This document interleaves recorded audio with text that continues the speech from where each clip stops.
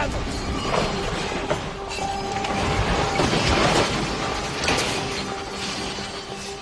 ৩৯ সেকেন্ডের ব্যবধানে ভেনেজুয়েলায় পরপর ৭.২ এবং ৭.৫ মাত্রার দুটি জোড়া ভূমিকম্প, যাকে বিজ্ঞানের ভাষায় সিসমিক ডাবলেট বলা হয়। শক্তিশালী ভূমিকম্পের রাজধানী কারাকাস সহ বিভিন্ন অঞ্চলে ব্যাপক ধ্বংসযজ্ঞের খবর পাওয়া গেছে। হু হু করে বাড়ছে মৃতের সংখ্যা। মার্কিন ভূতাত্ত্বিক জরিপ সংস্থার আশঙ্কা, মৃতের সংখ্যা ১ লাখ ছুঁতে পারে। এই চরম বিপর্যয়ের সময় আন্তর্জাতিক সংবাদ মাধ্যমগুলোর আলোচনায় উঠে এসেছে গুগলের অ্যান্ড্রয়েড আর্থকোয়েক অ্যালার্ট সিস্টেম। কেননা ভূমি কেঁপে ওঠার ঠিক আগ মুহূর্তে ভেনেজুয়েলার লক্ষ লক্ষ মানুষের অ্যান্ড্রয়েড ফোনের স্ক্রিনে ভেসে উঠেছিল জরুরি সতর্কবার্তা।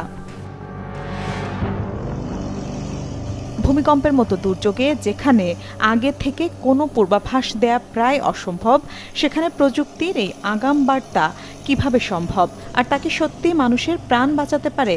এমন প্রশ্ন ঘুরপাক খাচ্ছে সবখানে। বিশেষজ্ঞরা বলছেন উত্তরটা গুগলের অ্যান্ড্রয়েড আর্থকোয়েক অ্যালার্ট সিস্টেমের মধ্যেই লুকিয়ে আছে। দেখা গেছে গুগল ভূমিকম্পের আগাম পূর্বাভাস দেয়নি, বরং কোটি কোটি স্মার্টফোনের মোশন সেন্সর দিয়ে মাটির সূক্ষ্মাতিসূক্ষ্ম কম্পন বা প্রাথমিক তরঙ্গ টের পেয়েছিল। মূল কম্পন আঘাত হানার আগেই অ্যালগোরিদমের মাধ্যমে ক্ষতিগ্রস্ত এলাকার মানুষের কাছে বার্তা পৌঁছে দেয় তারা। এই প্রযুক্তিটি মোশন সেন্সরযুক্ত কোটি কোটি অ্যান্ড্রয়েড স্মার্টফোনের উপর নির্ভর করে, যা মাটির সামান্য নড়াচড়াও শনাক্ত করতে পারে। HR অ্যানেক্সির বটস.AI এর পরিচালক নিখার আরোরা জানিয়েছেন, ভেনেজুয়েলার এই ঘটনাটি দেখিয়ে দিয়েছে ভূমিকম্পের আগাম সতর্কবার্তা দেওয়ার ব্যবস্থা কতটা উন্নত হয়েছে।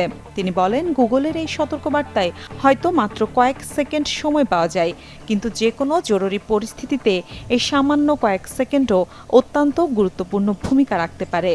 এই সময়ে মানুষ ঝুঁকিপূর্ণ কাঠামো থেকে দূরে সরে যেতে পারে, বিপজ্জনক কাজ বন্ধ অথবা নিরাপদ কোনো স্থানে আশ্রয় নিতে পারে। বিশেষজ্ঞদের মতে এই ঘটনা দুর্যোগ ব্যবস্থাপনায় সাধারণ মানুষকে এক নতুন পথ দেখালো। যেভাবে বহুতল অবকাঠামো গড়ে উঠছে, তাতে স্মার্টফোন নেটওয়ার্ক, ক্লাউড কম্পিউটিং ও রিয়েল টাইম ডেটার ব্যবহার বাড়ানো উচিত। বন্যা, ঝড় বা ভূমিকম্প সব ধরনের প্রাকৃতিক দুর্যোগের ক্ষয়ক্ষতি রুখতে সরকারি প্রতিষ্ঠান এবং প্রযুক্তি সংস্থাগুলোর উদ্যোগ জরুরি। মিলা খন্দকার, চ্যানেল 24।